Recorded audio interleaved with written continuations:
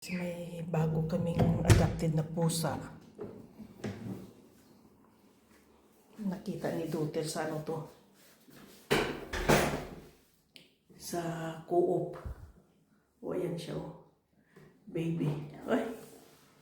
Ayan siya. Oh. Lit-lit niya. Sabi ko nga yung last si Damiana. So, nung nakita ni Duter to, naawa siya.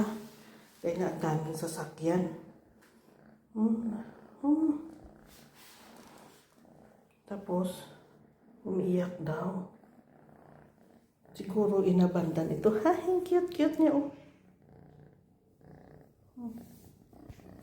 Yan siya, magpanuti, oh.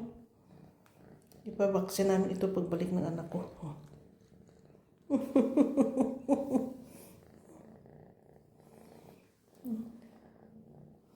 So, dito sa toilet room.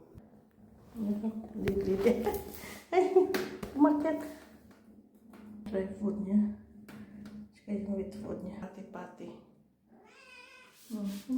Lilit niya. Siya naman nag-take over ng yan ang kanyang higaan. Lilit niya. Ha? What you want? Ha?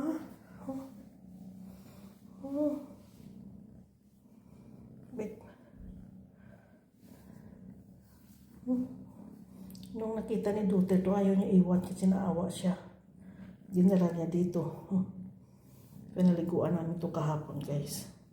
Kasi nga after Eid, pabaksin namin to tsaka ipa-deworm. Naku, lalo dumadami yung pusa namin. Ang cute-cute, ang bait-bait. Yan, ganitong mga pusa gusto ko, hindi hairy. Si Habi naman gusto niya mga hairy na pusa. Dito lang siya, sa loob.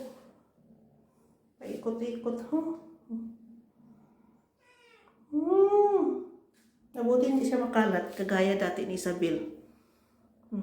Yan ang kanyang bin. Yan lang siya.